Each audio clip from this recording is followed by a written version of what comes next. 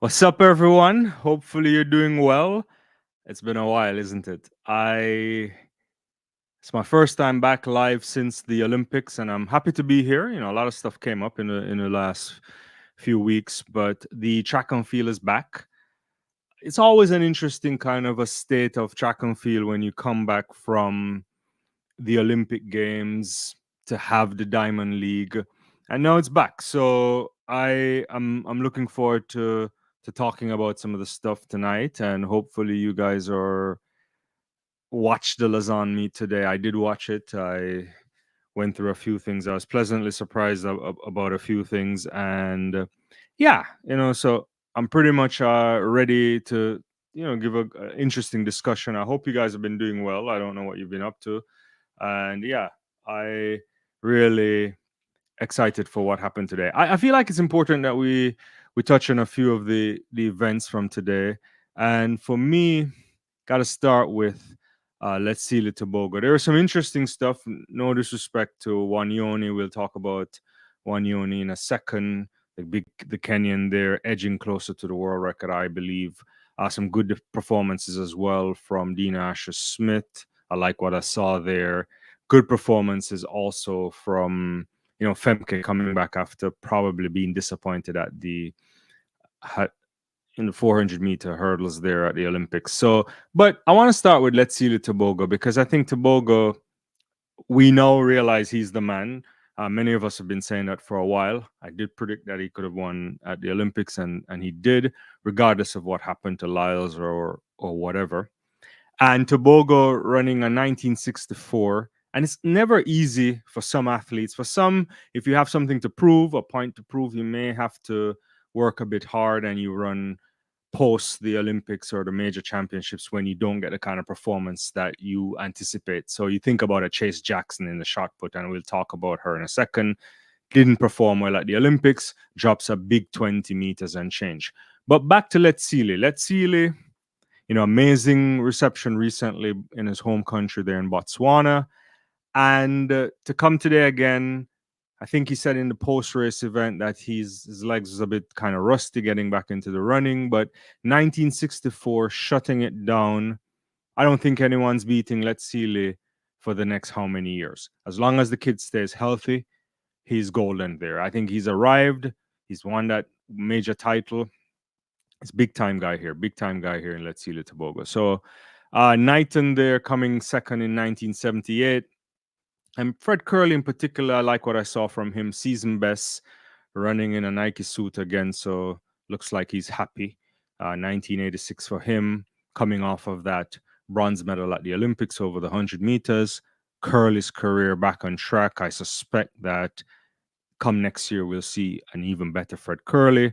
Ogando also going sub 20, 1994. And Jerome Richards from Trinidad and Tobago, fresh off of his national record there in the 400 meters, going sub 44, a big sub 44 there for Trinidad and Tobago, just missing out on the medal podium there, running a season best of 2010. Fambuli there as well, but the running was quite easy for Letsile, and I like what I saw. He's finishing strong. Shout out to him too for not calling it an end of the season. And it's not an indictment of any athlete who would want to call the season after the Olympics. It's a long year, but clearly there's more in the tank for Letsile.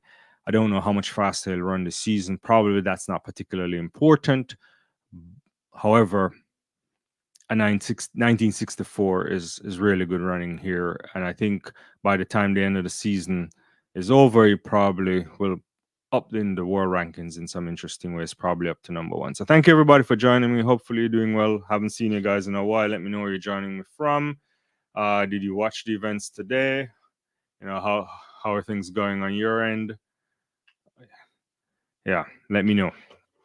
Yeah, but if you're impressed by what you saw from Letsile Tebogo today, hey, it's big time. He looked good. He looked like a runner that's confident. Looks like a man that it's going to be hard to beat in the years to come. Lots on his shoulder, I suspect, in terms of building on this, but he's still very young. I don't want to enter the discussions again? I guess I will. People always talk about what's his ceiling. I'm not quite sure. I'd like to see Letsile do 2-4. I believe wholeheartedly that his talent, his capability is one that allows himself to give us a version of a kind of Michael Johnson from the 1990s into the early, maybe start of the 2000s. Not saying he's the same type of in style or anything, but I believe he has the capability of already running very low sub 20s. You know, I think Letsile can kind of set his eyes on maybe going, you know, 19 threes, low 19 twos, and wherever that may take him. And I certainly think that Letsile can run sub 44. We've seen great relay legs this season. He ran 44-2. I think he can do really great things in this in the 400 meters if he puts his head to it and want to run the 400 meters. It's not easy. It's not easy for an athlete to do a schedule of a 2-4. It's never the best schedule you get at a major championship, but giving his star power, I suspect that should not be a problem.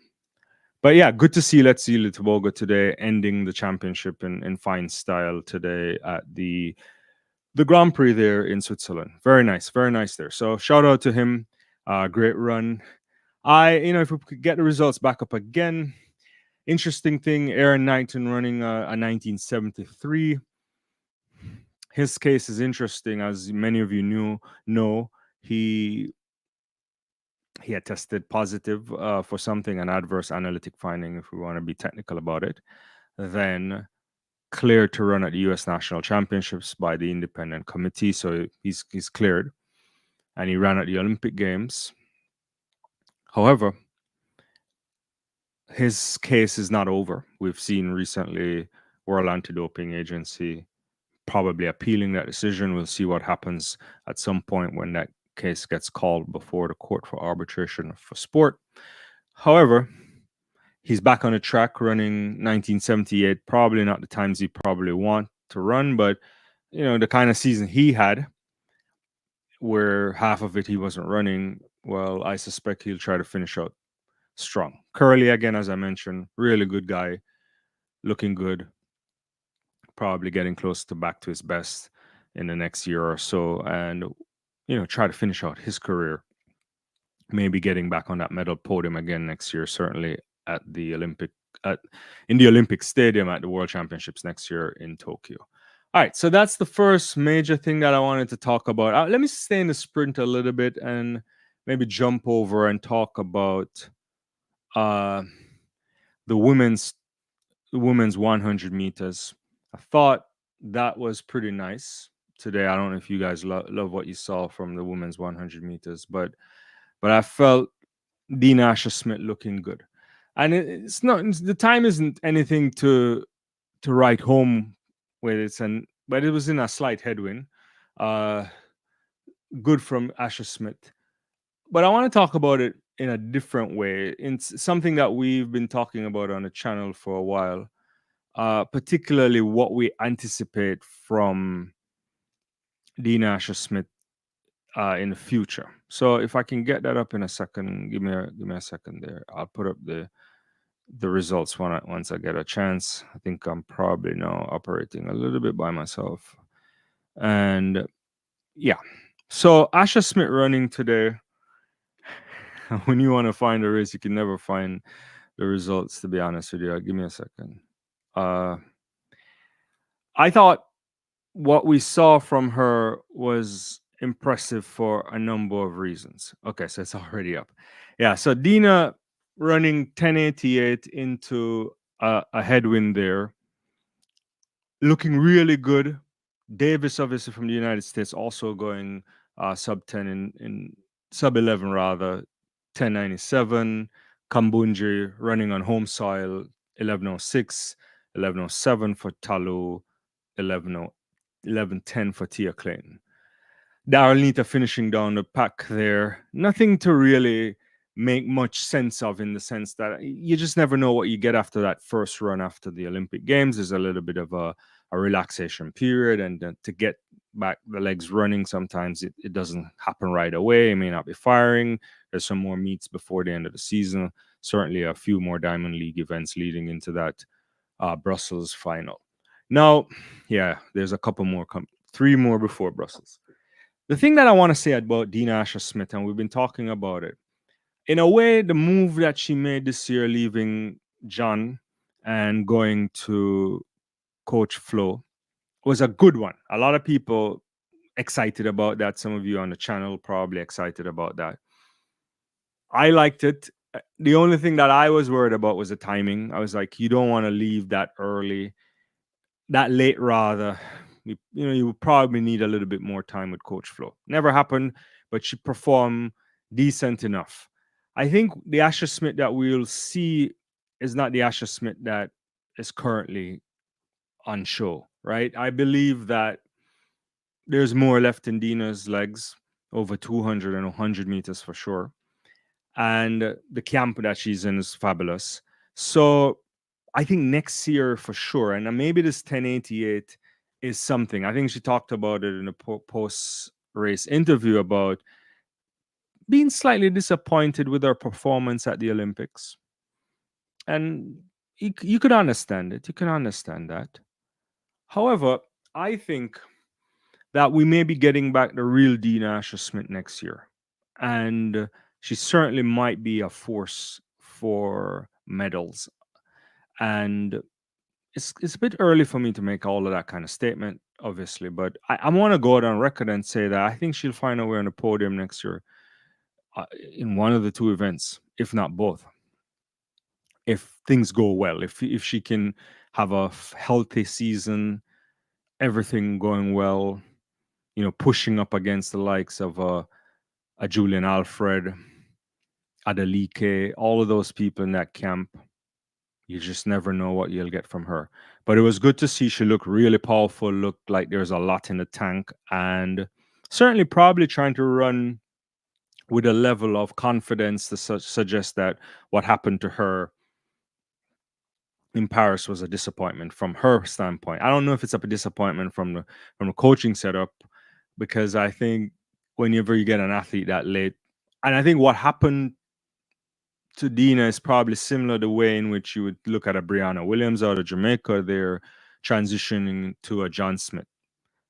Great coaches, great prospects, a lot of upside, probably more so with timing for Williams than, say, Asher Smith, who is a bit older, but still enough time for her to still finish out a career in a splendid way. But the likes of a Brianna Williams, a little bit too early to expect anything this season, and it never materialized the way you would want, right? You need more time.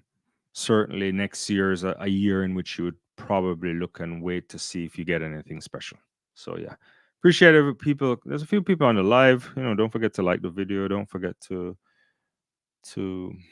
put your comments or chats in. I'm not seeing anything, so I suspect maybe you're not talking, or maybe it's not working. We could test it out. Yeah, but that was really good there on the end for Dina Asher-Smith. I thought she looked good, and only bodes well for what I think would be an even more impressive season next year. I have no complaints about Dina. I think she's going to be in a good space. I want to turn quickly attention to the 400 meters. I'm just going to run through some of these things. If you guys have things to talk about around it too, obviously I'll try to, we can break that down as well. I was impressed by the 400 meters. No Quincy Hall. He was a late scratch. We were anticipating him there.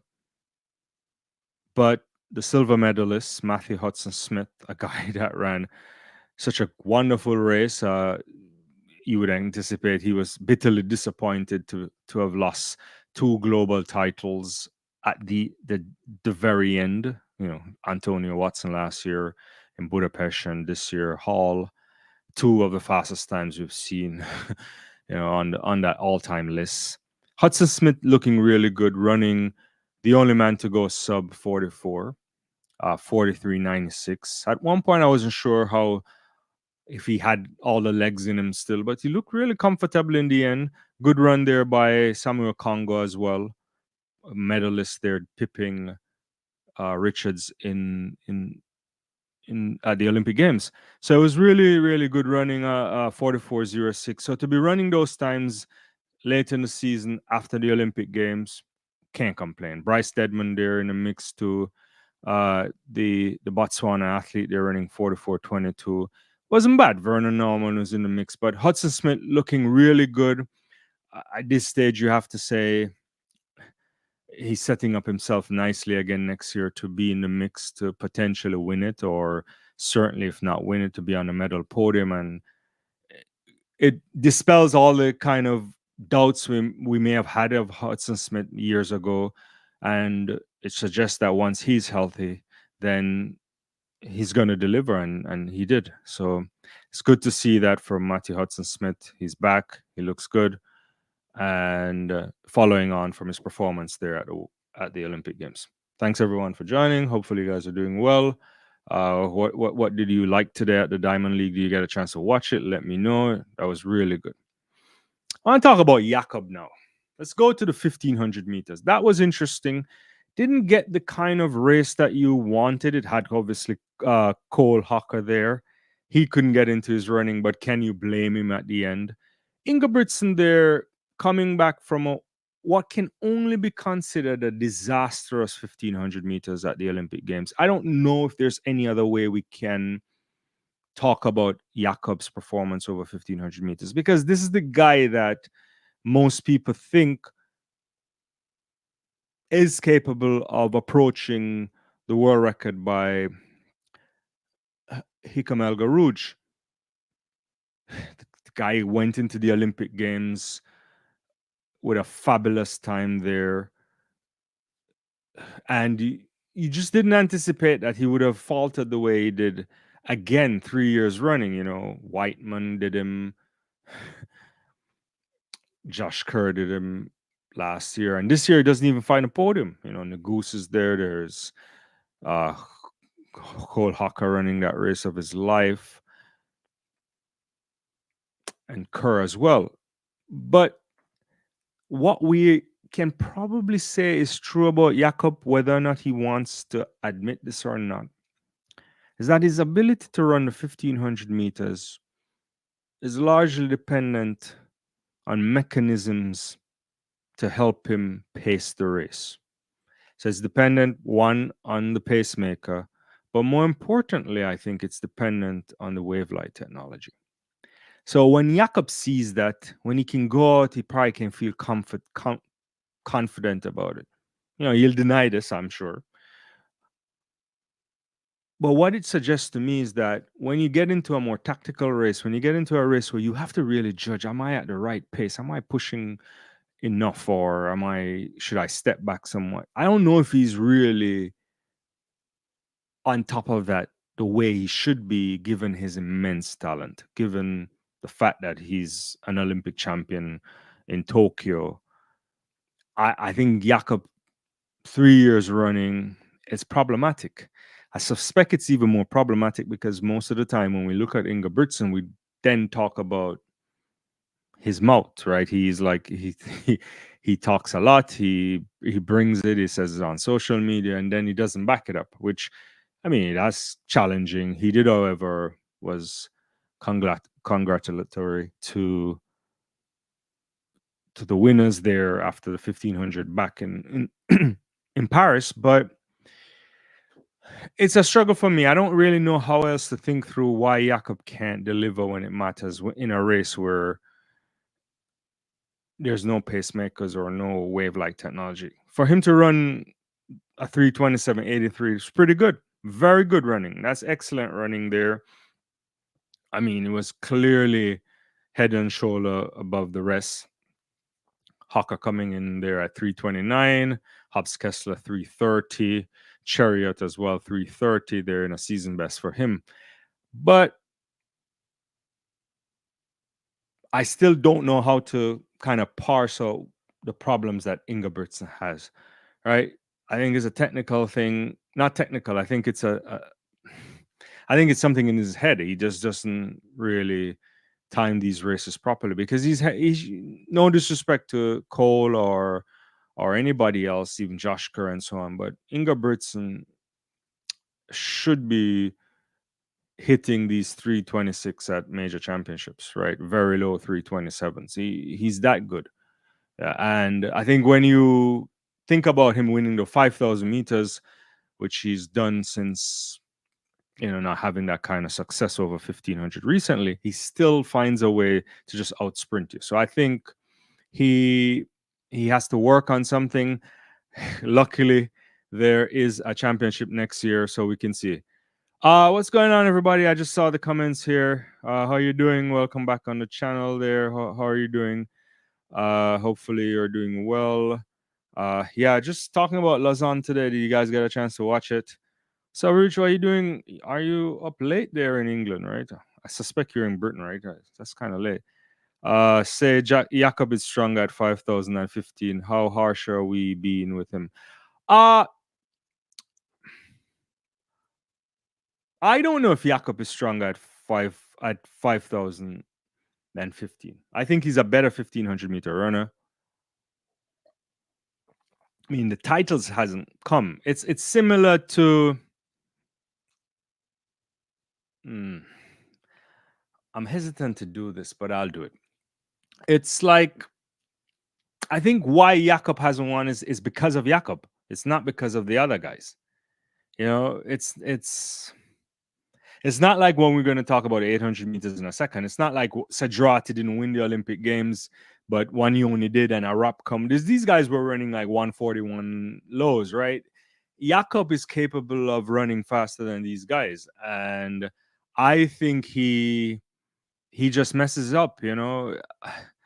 He goes into these things in a way overwhelming favorite, and he should be in some cases, and it just doesn't pan out the way you anticipate. I think the 1,500 meters, he wins them, the 5,000 rather, because he can hang with those guys and then he's going to outsprint them. I just think it comes down to that. It might be an analysis that sometimes people might say is not rooted in. It's probably simplistic of me to say that, but I think that's what's happening, if I'm going to be honest with you. If I just don't think that Jakob is. I think he's a better 1,500 meter runner. He just hasn't delivered. It's probably similar to like the years when we saw like Asafa Powell not winning at the major championships, when he could just come back out and knock off a big one on the circuit, So it has to be something. It's more detailed than that. So that's how I think about it. I don't think Jakob. I think he's by far better 1,500 meter runner. I think I don't know if he's capable of breaking Ilkam Helga Rouge's world record, but I think if anybody has the opportunity to do it, it would be him. I mean, the guy went into the Olympics running 326. It was 326.7. Can he get much faster than that? Maybe. I mean, depending on the conditions, but when he walked into that Olympic Games running that 326, you assume he could run faster or at least at around the same. I mean, Hocker obviously ran that 327.65. I don't know. I mean, at Jakob's best, he can beat these guys by half a second. So it's just that he can't beat them when it requires some more tactical nous. So that's how I think about it. Yeah. Oh, you saw some of the races. Yeah. No, it was interesting. Yeah. Rich says Jakob doesn't have the kick Kerr does. Whiteman beat him by strength of mind and power. It's no accident. His champ record. He loves pacemaker races. Yeah, so that's the thing I believe. I feel Jakob hasn't learned how to push the race in championships to make sure the other guys can hang with him, because I believe lung capacity is better than them. And he's not slow either. And the challenge when you do that and you're doing it by yourself, in the 15, in the 5, there's a lot more ability to make up. You can hang out with the rest of these guys, and It's just about whether or not he can, the kind of mistakes he makes in the 15, you can't get away with it, right? So he either has to push them harder. I just don't know. I mean, I think it's interesting. I mean, the same can be said for Chariot too when we saw him in the Olympics too. So yeah, Mina, how are you? Jakob is already Olympic champion in 15. He just hasn't won 15 at World Championships. That's all to to complete the Grand Slam of 15. No, you're right. I think uh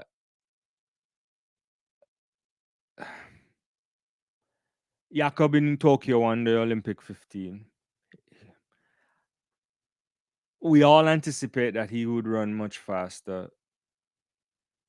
I don't think there's anybody even maybe this year was the only year people would have probably doubted whether or not he could have won the 15. Only because, when Josh rather took him down in Budapest, you're like, oh, it happened again. So when Whiteman did it the first time, you can like, okay, mistake, fluke, whatever.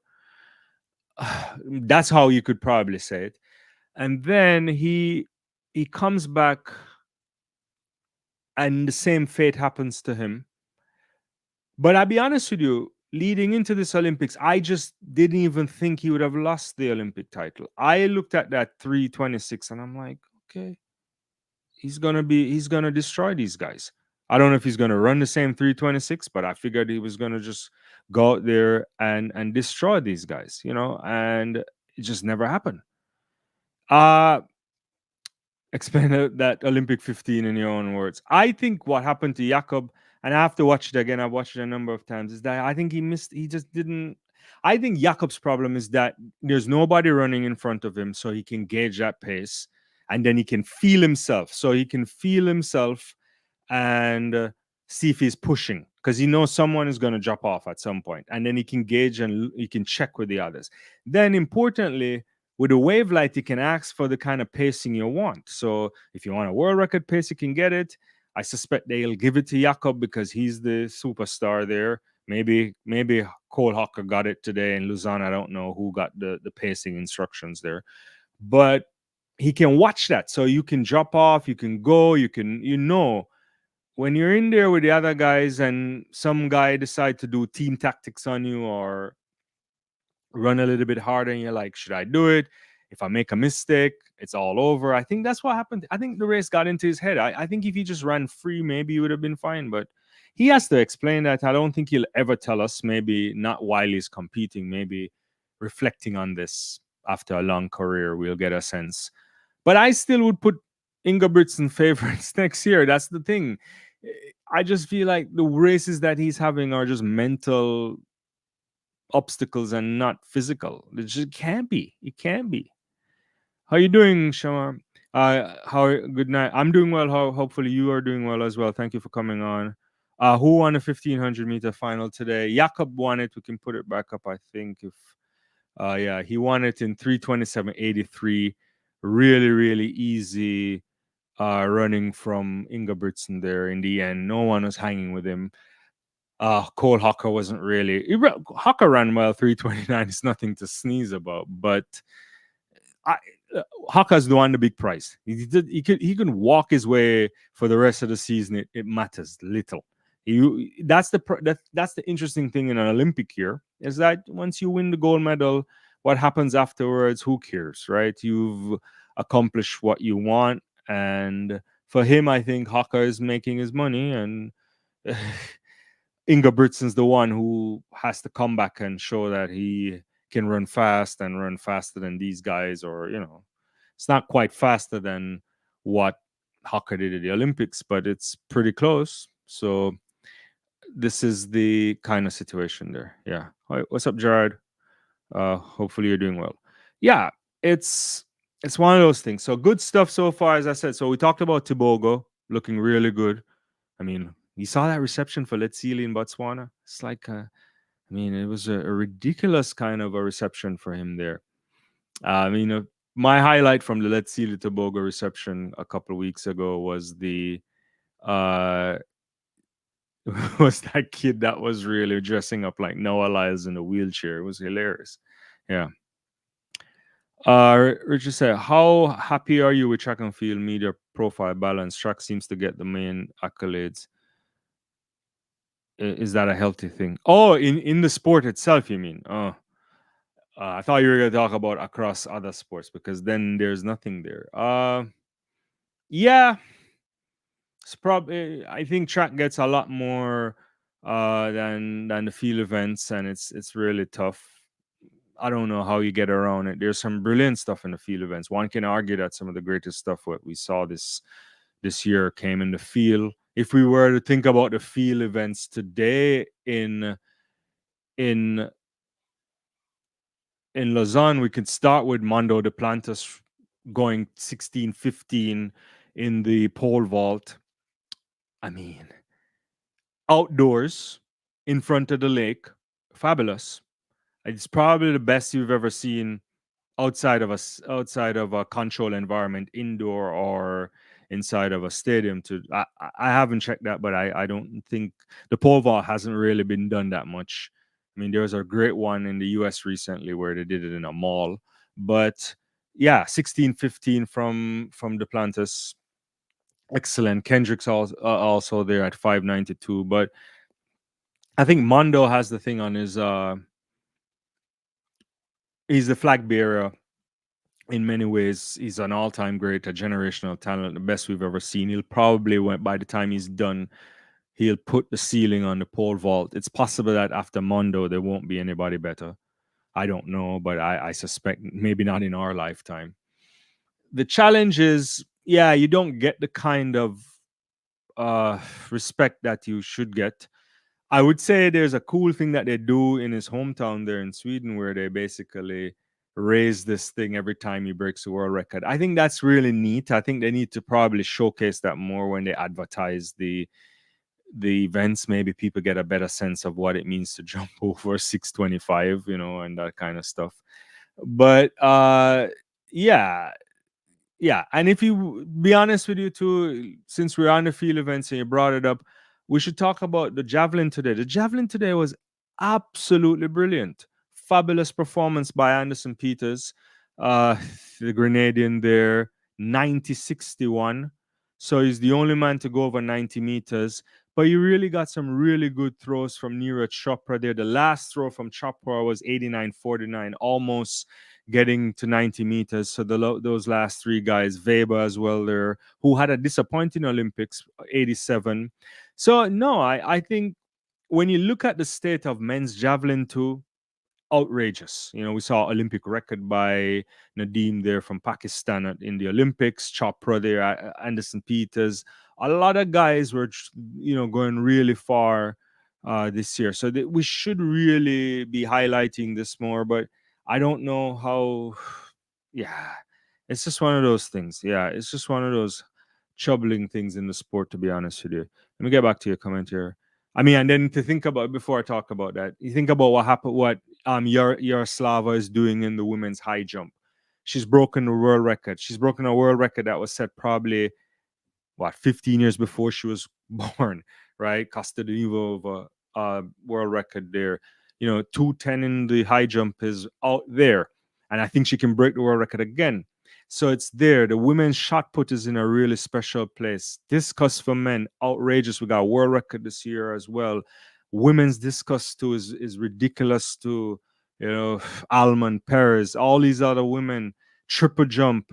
We had no Yulimar this year, but TL Fun 50 meters. There's people who are doing some a great thing. If there's one event I would say that's not at the level that I would like to see would be like the men's long jump. So men's long jump, like today wasn't that good, but in general the guys aren't jumping consistent. I need to see a lot more guys jumping eight fives and better, like at least 8-9 people strong in an event. That's a different issue there. But I would say for most of the other field events, I have no real issues with. The hammer is in a good place. Young Canadians are in the hammer too, for both women and men. It's hard though, Rich. It's hard to sell those things. It's just not easy. I don't know what you do. Maybe I don't think about it enough. I only lament about it, but there's work to be done in that kind of situation. Let's see what you're saying here. The javelin men is top level international event from Grenada to India, Germany, great distance, high class competition. I agree with you. And like, we had the battle of the South Asian giants there at the Olympics. Yeah, javelin is a special place. You can throw 90 meters and not win, right? So that's interesting. Yeah, but they have to grow the sport in some ways. I'll get to that coming. Me, what's up? Men's 800-meter world record will go down this year. Wanyoni is 2/10 away from the world record. Let's talk about Emmanuel Wanyoni. Let's talk about men's 800 meters. It's in a special place, definitely. We saw, if we can, wax lyrically about the 800 meters. You go to Kenya early this year. The guy drops at 141 in altitude. And you're like, what is going on? And when you do the kind of calculation, you kind of say to yourself, it's faster than David Rudisha's world record because it's done in altitude. Then he comes down and he runs up into Sedrati, and Sedrati's dropping 141s as well and beating him. And you're like, what? And then you have Tual there as well. All these guys running 141. Then we see no Arap. Arap was I think Arap went to Paris and couldn't hang in the Diamond League, I believe, leading up to the Olympic Games. And you're like, is this a stretch? Then come to the Olympics and you get, Sedrati in the bronze, Arap there barely missing out from winning and Wanyoni winning. And the guy comes back right after the Olympic Games and he drops a 141.11. That's Wilson Kipkeita's time right there, isn't it? Right? It's going. There's no doubt it's going. I have to agree with you. It has to go. Can he do it this year? Possibly. There's a few more races to go. There's another one coming up this weekend. Is it this weekend? And then there's Rome, Zurich, and then the Diamond League final. And the funny thing about the men's 800 meters is that you can look to a bunch of guys, including Sedrati, including Tual, who's gone 141 himself, to Arapno, twice 141. And you wonder if all of those guys, if they get it right, maybe any one of them could probably approach a sub 141. I have to be honest with you. I saw one. We all saw him when he was young, a junior, and we said immense talent. But I never thought in my mind that immense talent was knocking on the face of a Rhodesia's record. And to be honest with you, you go back to London 2012, and for all the exploits of the great man Usain Bolt running a 960 there and a 12 and a 21.3, was it 21.3 or whatever he did in 200 meters and going back to back again. Or for whatever Mo Farah did on the men's side. The greatest thing I saw was from David Rudisha. And I didn't believe that we're not even, what are we, 12 years on now or something like that?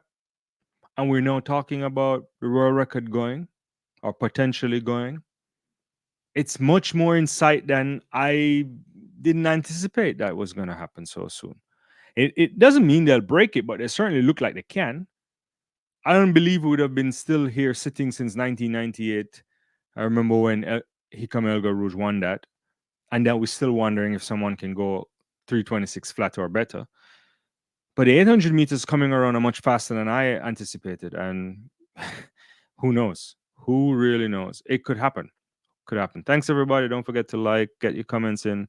Rich is saying, Noah Lyles is getting a bit too much heat/criticism. Let's see, is quite showman, but Lyles is great for the sport, or is he? No, I mean, Noah is good for the sport. He's demanding a lot, which is important.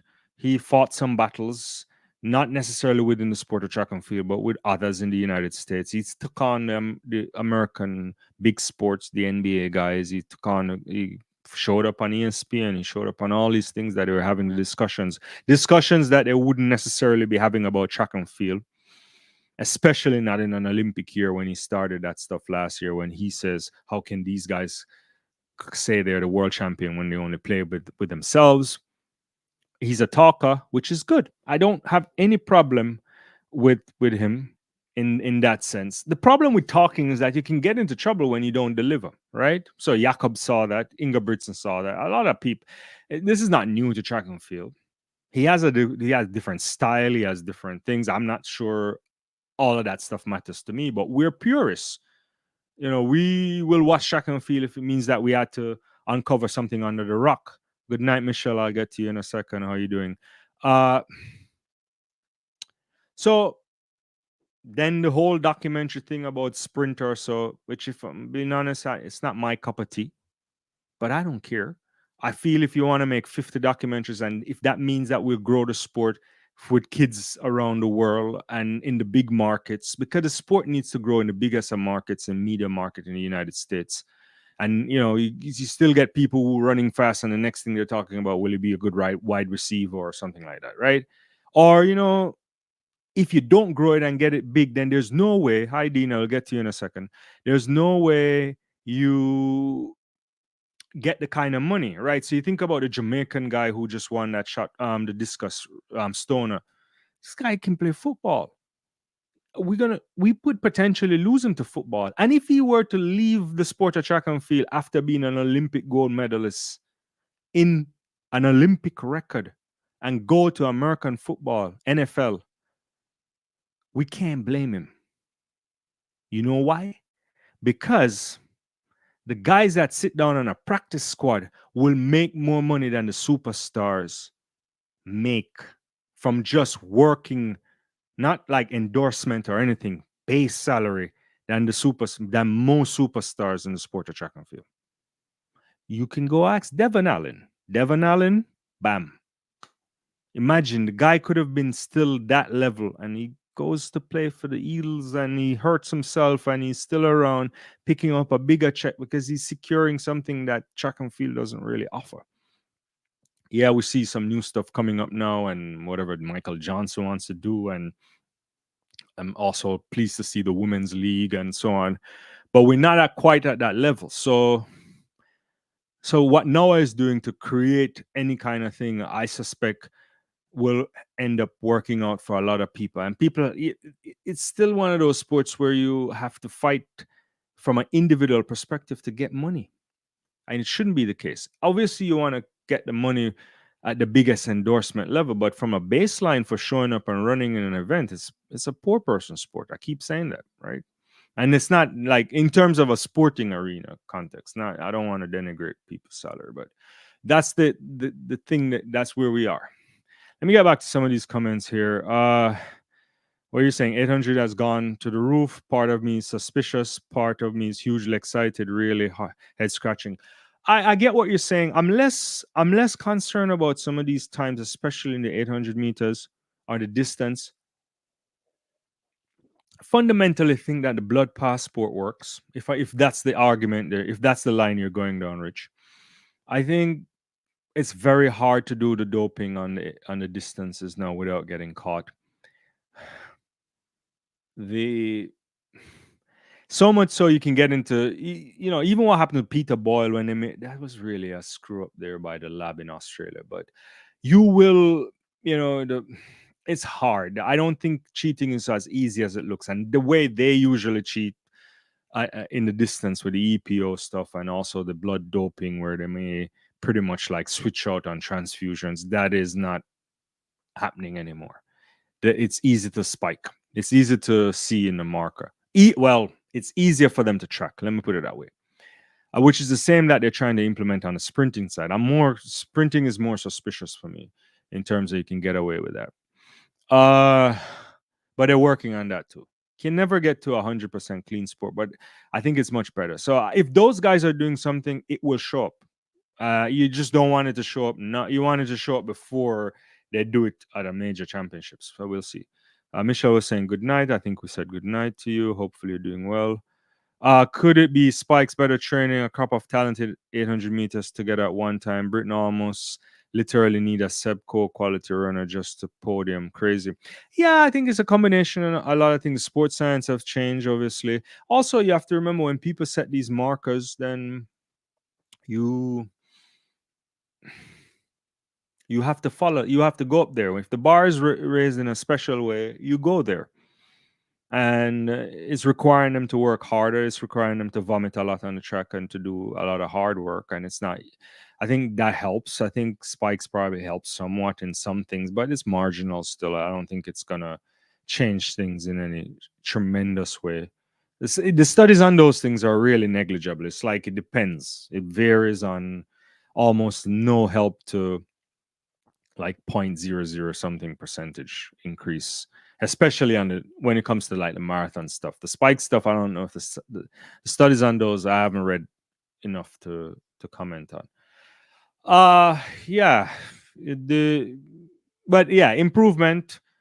Top class athletes out there. Olympic year also brings out the best in a lot of people too. So I like it. I think it's good. I mean, sometimes you also have to gauge some things you see at the junior level, especially in the distances. That it gives. It doesn't mean they'll transform to greatness at the senior, but we've seen a couple come through. And 800 meters getting back to a space that we like. I like the 141s, and it's getting close to world record territory for a few guys, particularly Wanyoni. So that's good. That's very good there, and they'll raise the bar, and we'll get to a ceiling. Every event eventually has a ceiling. I don't really know what that might look like, but we'll see. I thought we saw something very good from Rhodesia 12 years ago, but you know, Wanyoni looks different class. There was Amos some years ago. There's a bunch of guys. I never thought that anybody would have been better than Kip Keita, but that's because probably I was watching it young and never really understood. But yeah. Dina says good night. Noah and I guess his season because he knew Tebogo would smoke him again in the 200. But that's possible, quite possible. I said it. You know, you've been on the channel. I had that Sealy winning this. I was even doubting that. I was saying to myself, for him to have a better chance, don't run 100. Didn't need it. I don't think Lyles would have beaten him that night, regardless of whatever illness he was saying. Kind of effort it took to just run that 100 meters. And I don't think Lyles has run anything faster than 19.5 when he doubles. So that's a conversation he has to think about in the future. How much longer can he double? I don't know. It's really interesting, though, to think about a Noah Lyles not having a gold medal in the 200 meters at the Olympic Games. It's kind of like Shericka Jackson, right? You think about both of those athletes are all-time greats in the 200 meters.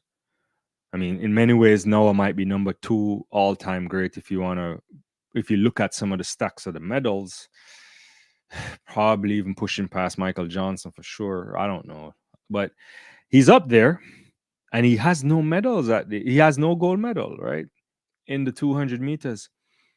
And I don't know if he can come to LA. When he gets to LA, he's much older. Yeah, it's interesting. And same with Shericka, right? Like it's to do those seasons and not have the gold medal is hard to think through. It's the harsh reality of sport. Jared says early Tokyo 2025 100 and 200 winner predictions. That's really, really early there. Jared, there's no way, absolutely no way I can even think through that.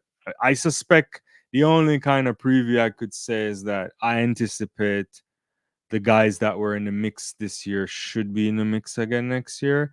You should, if assuming they stay healthy, assuming Zarnell Hughes gets back, he could have some conversation in and around there. I don't know. Yeah, it's too early. The big question is the oblique Seville thing. I don't know how to understand that. Not either. That is a challenge. Yeah, but it's way too early. Right? Way too early. But you would think that all of those guys, I would think you might get an improved, let's see, Tebogo. I mean, it's a guy that went on the podium in the last World Championships. So yeah, most of those guys, probably Simbini might not be at the same level. I don't know. You know, he's getting older, but outside of that, it's just way too early to think through. I don't know. Yeah. Let's see. Dina saying can't predict. That's yet. Yeah, injury can step in on any athlete. That's correct. Yeah, I guess you're agreeing with that. Uh, Rich says, "Let me be clear. I bought the COVID explanation that accounted for Lyles' performance for the bronze. His 100-meter victory is the stuff of legend. I know many Jamaican fans have been scarred rather by that photo.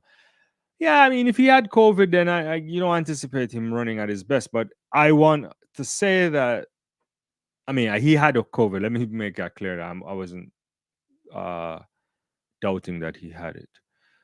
I just don't think he would have won either way. Because I mean, my prediction was for Letsili anyway. But even though it's hard to bet against Noah, but I had Letsili anyway. Uh, Jared says Noah running world record in LA. Not happening, Jared. That's out there. The only man that I think that can go to near the world record right now is probably Tebogo. I'm not saying that Noah can't come back and run super fast over 200, but I think he would have to stop running 100 meters to approach that. We've talked about it. I know you're young, but it's what is it? A couple of days ago, we just saw that how many year anniversary of Bolt doing that stuff in Berlin. That's after a lot of rounds in the 100 meters and then more rounds again in the 200 meters. You don't get to that stuff. No, the capability you need to do that is different. I don't know if it will be broken. I've said it. I think the 200 is the easier of the two to break. No one's breaking the 100 meters. It's not happening. I can't see it in our lifetime. At least not in maybe in another 20 years or so, but the 200 could be done on a great night, on a one-off race. I like Letsili. I think he has the capability. I don't think he's fast enough. That's the only thing. Can he get faster? I don't know. Possibly. I think he can probably work more on speed, endurance, and so on. But I don't know if he can get up. They have to burn that curve in a way that is going to be putting your body to the limit. And we must remember that there's a thing about trying to break a world record, but trying to break a world record when you know it's going to extend your body to the limit is not something that you always want to do. So that's interesting there.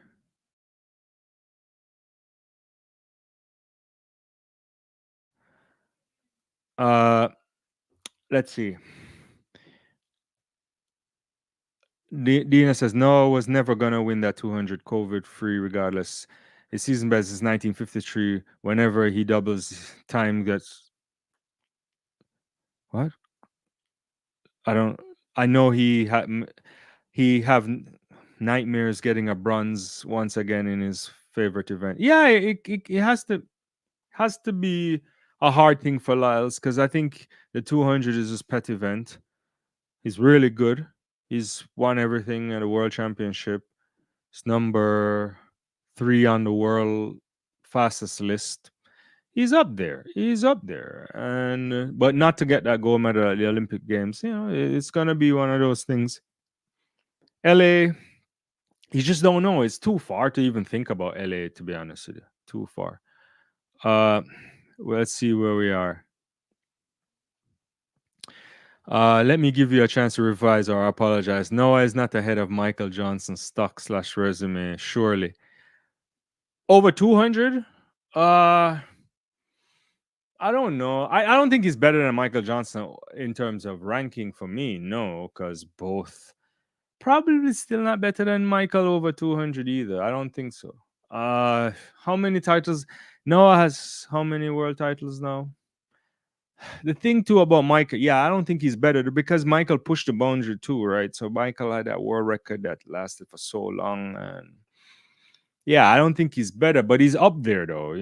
It depends. When you look at the record, I mean, if you count the Olympic title as worth more, then he's certainly not better. But Noah has a lot of world championship titles now, right? So and he has a little bit faster time, barely faster, but it depends on how you look at it. But they're up there though. But if you put both together as quality sprinters now in different class, I think. But we can't discount Lyles either, I don't think. Dina, no, not breaking that world record. He'll be 31, and I can see Tebogo doing it. Yeah, I can see Let's see get approaching it. Yeah, Noah. If Noah has to break that, he has to stop running the 100. Probably take a shot at it next year, but not coming back to Tokyo. He may not even make the team in Tokyo. I mean, he may be done by then. Yeah. I think Tebogo can break the 1930 that Usain Bolt set, but the 1919, I can see the 1930 going down next year if Tebogo stays healthy.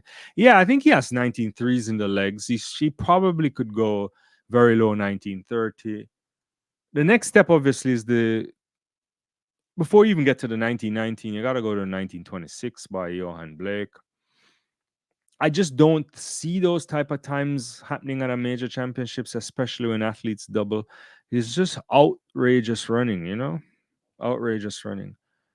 Rich says Sebco and the athlete and said that athletics is over slash past Bolt's presence. I know why he may have said that, but how right or wrong is he? We can't live in the past. Uh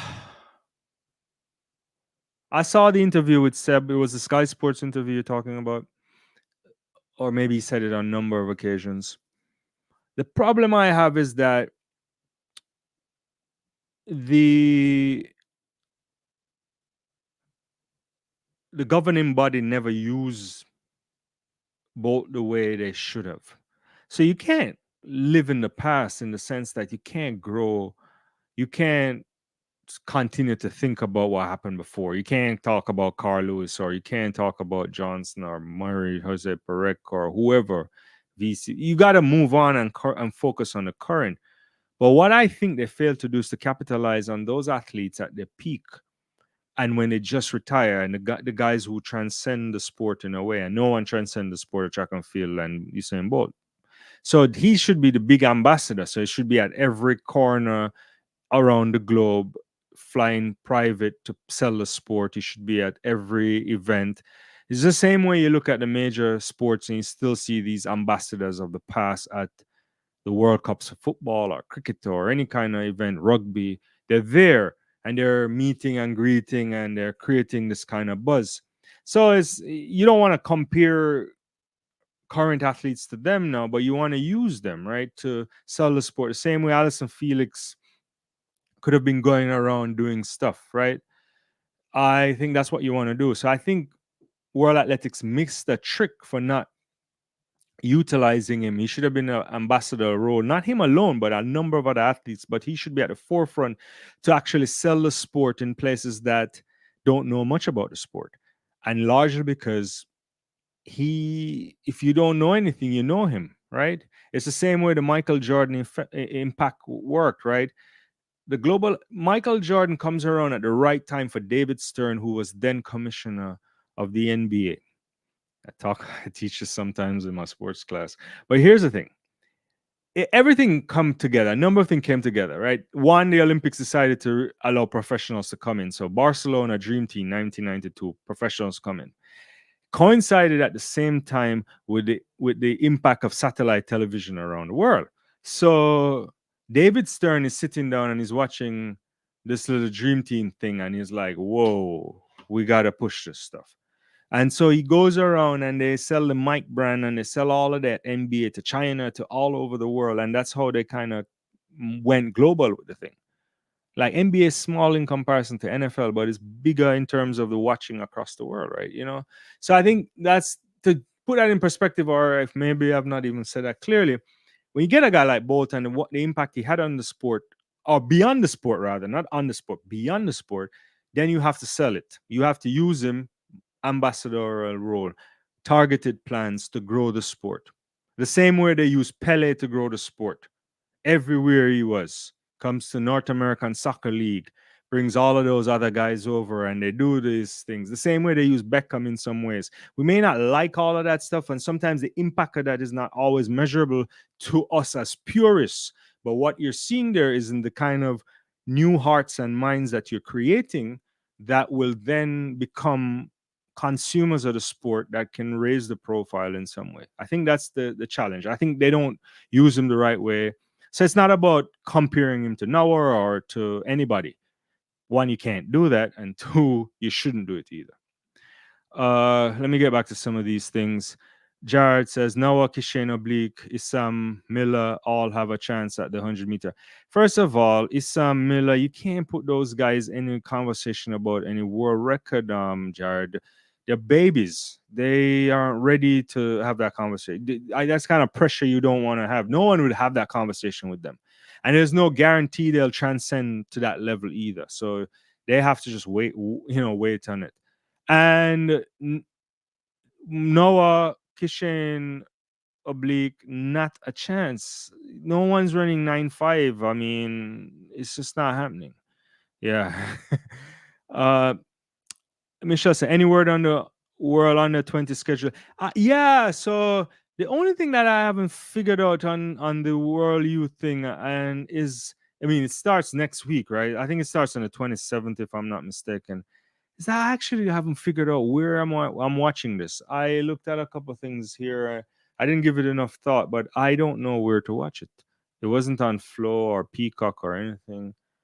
I'm wondering if I think I watched the last one by using my VPN on World Athletics YouTube channel. So I'm hoping that they'll put it on their YouTube channel and we can. And I mean, I can probably use a VPN if it's blocked in the States, but I don't know actually, Michelle, where to watch it. I don't know where you are right now or if you have access to it. I have to go look into it because I'm anticipating some of the stuff. It's always good to watch World Under 20. You get to see some of the future stars. Not everybody transition, but you can always get to see a couple of interesting people and so on. Dina says, I know they want to make Noah the face of the sport, but Noah, poor sportsmanship will never make him the man. Even some of his own teammates, team members don't like him. Yeah, it's interesting. Yeah. It's interesting. Yeah.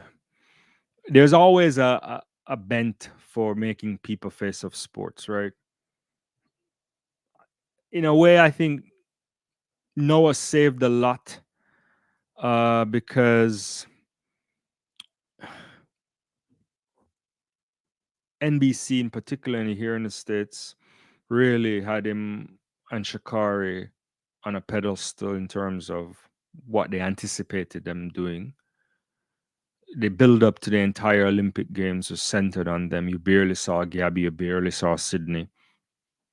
You see it every now and again. And I mean, like when you're just watching other sports on NBC, like I watch a lot of Premier League and you would see the build up to the Olympic Games and it's all Shakari and Noah. Nothing is wrong. I'm not dissing this, but if he didn't win at least that gold medal because Shakari didn't win, it would be like an interesting type of stuff, right?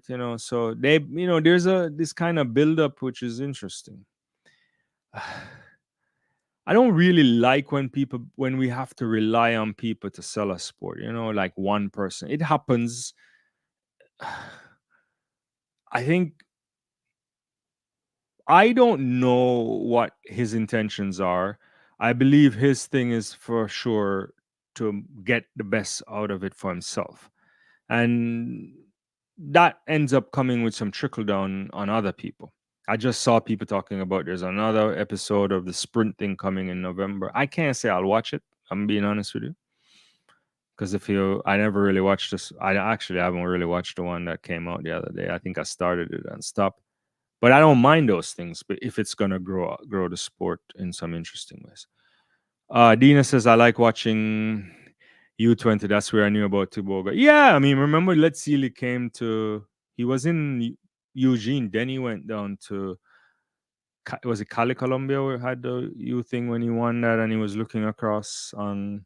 He destroyed the field there. Yeah, you'll see a few. You'll see a few. Rich, a great show. A word on the future medal hopes of Britain, of Brit Peer, Dean Asher Smith, Darren Nita. Paris was a great opportunity. Jamaica return will make it hard in Tokyo, but Jamaica's return. But congrats, Dean Asher Smith on the 10. Yeah, it was what 1088 today. Uh, Asha Smith is much more talented than Nita. We know this. I don't know where Daryl. I think Daryl Nita's ceiling is not is in a space that on a given year she may never make it on a medal podium. If most of the if you get like the really top athletes still there. It's not a disrespect to Nita. I like her a lot. It's just that it's hard. It's like a Kambunji thing. Like I like Munjinga, but you don't anticipate Munjinga ever uh yeah, will be making the podiums at the World Championships or Olympic Games unless something out of the ordinary happens. Just quick, my producer was saying the event will be broadcast globally for free via the World Athletics website and locally on TV in Peru. So yeah, World Junior Championship should be there in some ways. So I don't know where Nita can go. I just think the truth is if you want to have a position where you can go sub 10-8 to guarantee a medal. It doesn't mean you have to run it on that night, but your body has to be there in 100. And I don't think she's good enough in the two to guarantee herself a medal when you look at the kind of crop around. So that is challenging. Asha Smith, I'm very hopeful for that. Potentially, she could find her way on a podium before the career winds down. As I said at the top of the show, I like the fact that she's with Coach Flo. It's a bit early. If she had gone there earlier, maybe we would have seen a different Dina Asher Smith. But there's time. She'll have a longer season, a whole season, and in a sense that it would be much better for her. I don't know how transformative it will turn out to be, but I like that she ran well today. But talent-wise, she has more than Nita for sure. Yeah, Jamaica's return next year. I don't know what you'll get. You hope you'll see a fit Sharika Jackson. So if that happens, if she can get anywhere close to her best, then those medals are going to be accounted for. I don't know if what we'll get from Fraser Price if she'll come back. She hinted as if she might, but I don't know. You'll have hopefully a Brianna Liston in the mix next year. The Clayton twins again should be on the rise. Alana Reed, which should be much better for it. She's super young. She's even going to the World Youth, right? And then I'm very intrigued to see what Brianna Williams will do. A lot of people might think she hit the heights and maybe can't go much further, but John Smith, if Williams is his primary project, I wouldn't put it past her to do something special. So how fast, I have no idea, but let's put it this way. He will maximize whatever she can do. So there's things to be cautiously optimistic there. Yeah.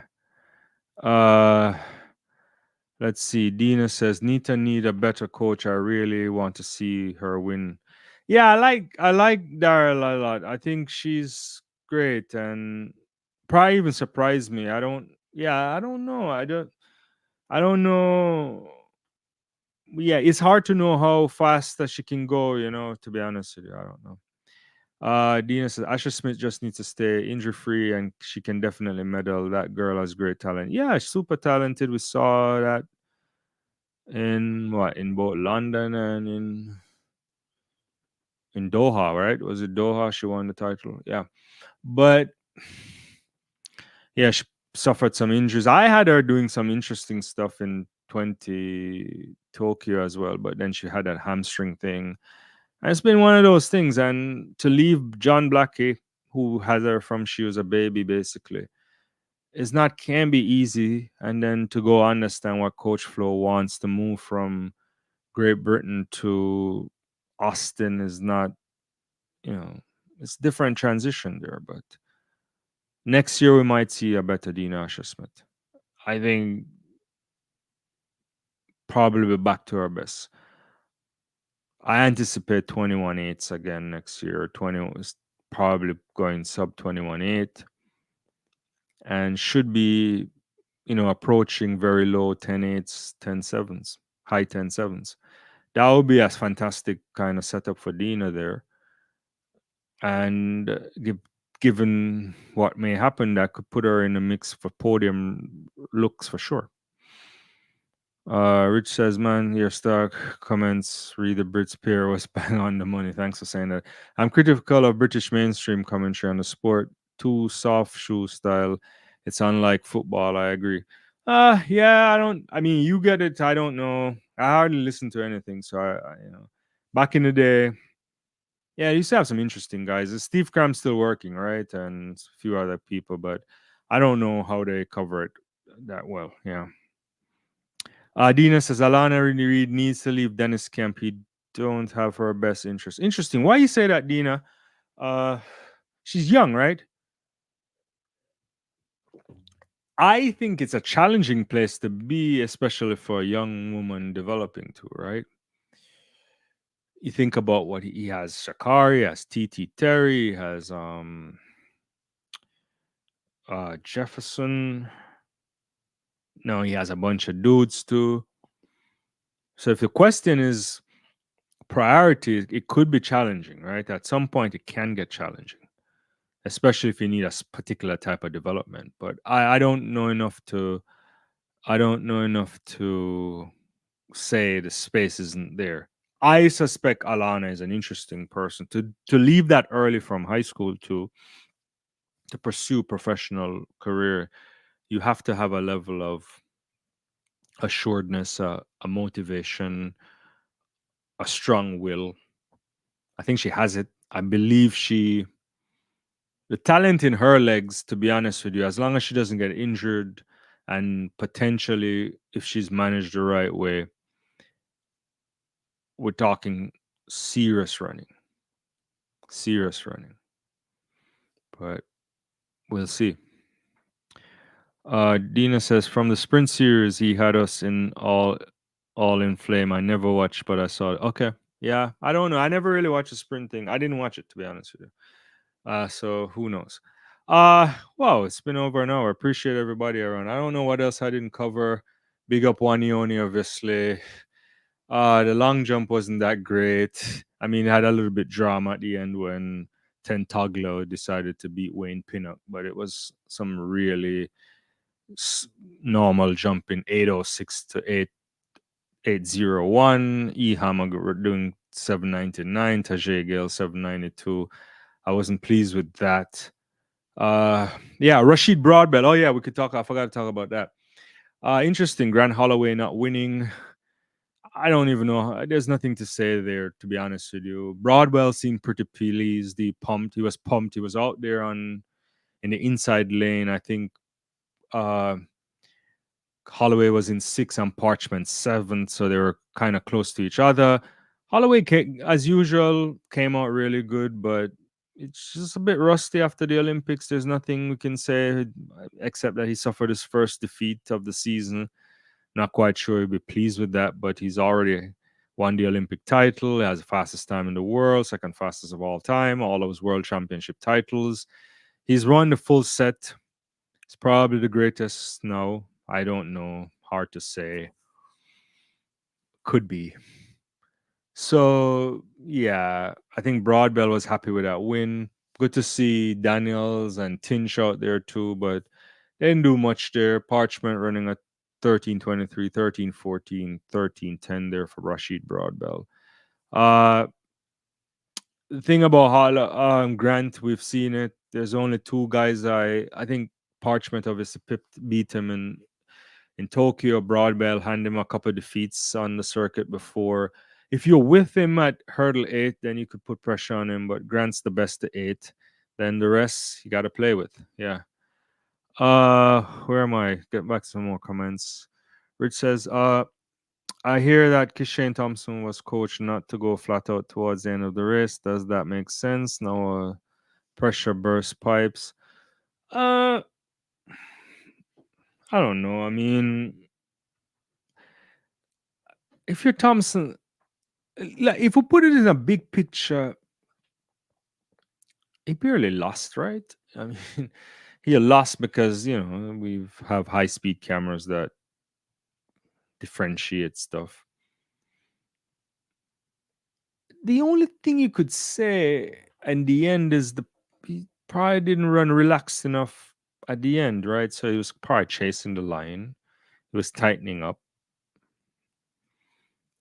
I have no real critiques of the kid. His first Olympic Games, first major championship. We saw him a little bit on the circuit. You know he has promise, but he's been plagued with injuries.